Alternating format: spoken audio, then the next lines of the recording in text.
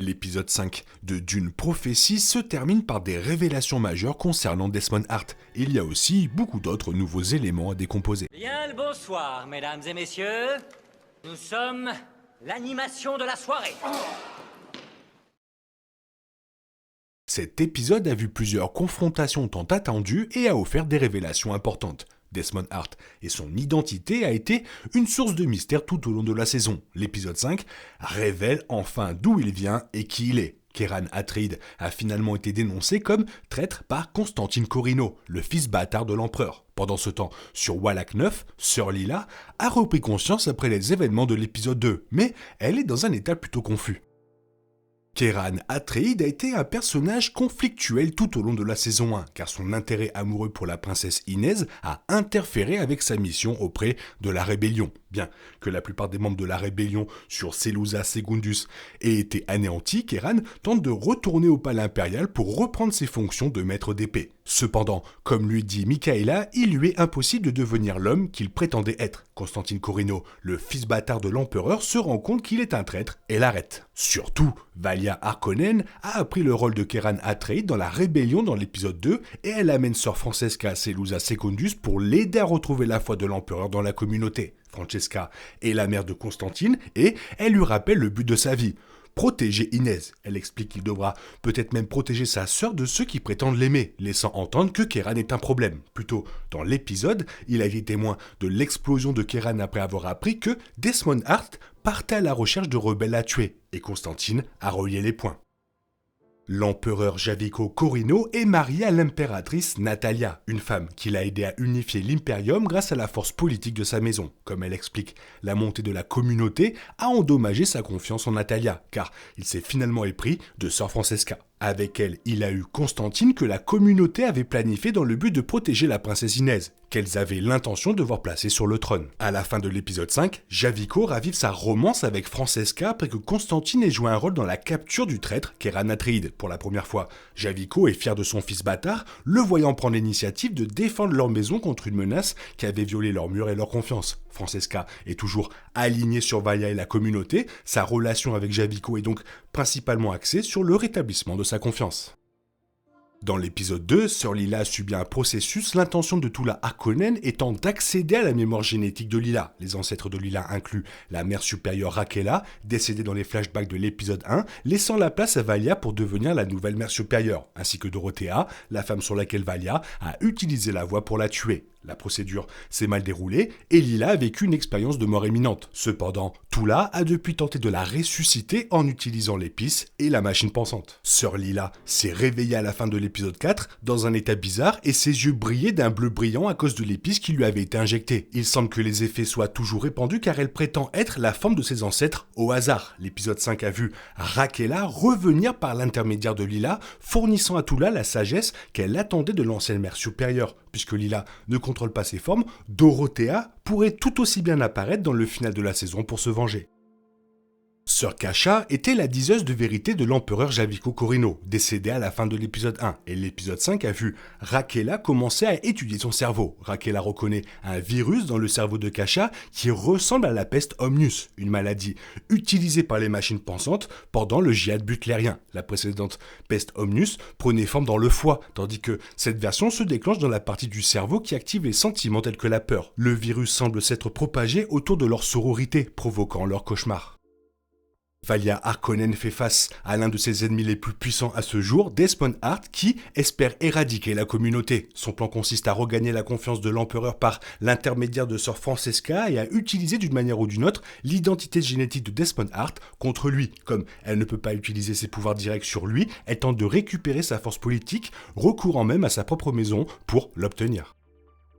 L'épisode 1 avait révélé que Desmond Hart était un guerrier qui avait survécu à plusieurs tournées sur Arrakis, son dernier voyage là-bas se terminant par sa mort apparente, par un ver des sables. Bien qu'il ait été englouti, Hart est revenu de la tournée vivant avec des pouvoirs mystérieux, soulevant des questions sur son bagage génétique. L'épisode 4 a vu Valia récupérer ce fameux échantillon de sang lors de la confrontation décisive à l'Assemblée, et il a finalement été livré à Tula à la fin de l'épisode 5. Tula utilise la technologie secrète interdite de la machine pensante de la communauté pour examiner l'ADN de Hart, qui révèle qu'il est issu des lignées de la maison Atreides et de la maison Harkonnen. La nouvelle est choquante pour Tula jusqu'à ce qu'elle voit l'image d'un bébé qu'elle reconnaît. Il est fortement sous-entendu que Desmond Hart est le fils de Tula Harkonnen et d'Ori Atreides, l'homme qu'elle a trahi et tué dans les flashbacks de l'épisode 3. La révélation selon laquelle Desmond Hart est un Atreide Harkonnen indique que Tula a fini par avoir l'enfant d'Ori Atreides. Il semble possible que Desmond soit l'enfant de Tula, ce qui est assez intéressant puisqu'elle en est venue à adopter au sens figuré Lila comme sa propre enfant. Tula enfante également Lila en la ressuscitant après la mort de Lila pendant l'agonie, ce dont Tula était incroyablement coupable. Il semble que la prophétie deux fois née qui appelle à la montée d'un tyran né de sang et d'épices pourrait s'appliquer soit à Desmond, soit à Lila, qui sont en quelque sorte tous les deux les enfants de Tula. Le twist de la véritable identité de Hart explique pourquoi il est arrivé pour la première fois à Seleucia Secundus et potentiellement ce qu'il espère gagner en affrontant la communauté, puisque Desmond est alimenté par le pouvoir de Sheolud, le ver des sables géants qu'il a avalé en entier et l'a recraché avec des pouvoirs miraculeux. Il semble qu'il soit un instrument de la volonté divine. Lila, quant à elle, est un vaisseau ouvert vers une lignée familiale formidable et fondamentale au sein de la communauté et est également alimentée illicitement par des technologies des machines pensantes. Une confrontation entre les deux enfants de Tula semble être la direction du final.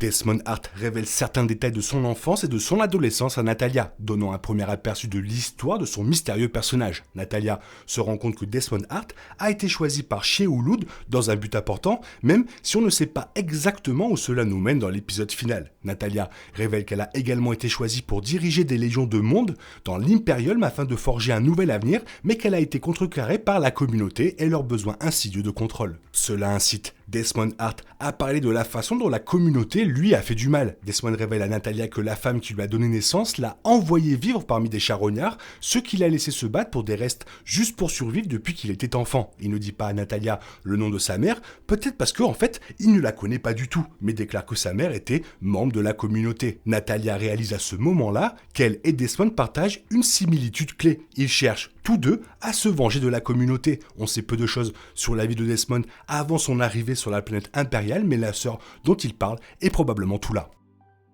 Si Tula s'avère être la mère de Desmond comme prévu, alors il est très facile de comprendre pourquoi il la déteste ainsi que la communauté. Essentiellement, cela se résume au mantra principal de celle-ci, qui est la communauté avant tout. Cela met l'accent et la priorité sur les affaires de la communauté et de celles qui en font partie, par rapport aux membres réels de la famille et aux autres proches. Comme une secte, les sœurs doivent abandonner leur amour et leur dévouement envers les membres actuels de leur famille et se conformer aux normes et attentes élevées du groupe. De plus, dans le cas de Tula, Valia ne permettrait pas à Tula d'élever un Atreide. Si Desmond apprend que Tula l'a abandonné et a tué son père Ori, alors il est évident pourquoi il déteste la communauté. Cela expliquerait également sa haine pour Valia Harkonnen, dont il a peut-être découvert qu'elle était derrière la décision de Tula de tuer Ori et des dizaines d'Atreides et de laisser Desmond pour mort. La révélation de la véritable identité de Desmond avec Tula pourrait creuser un fossé entre Valia et sa sœur. Elle pourrait dire clairement ce qu'elle ressent pour Valia et lui reprocher de l'avoir obligé à abandonner Desmond et à tuer Ori. Quoi qu'il en soit, la révélation de l'identité de Desmond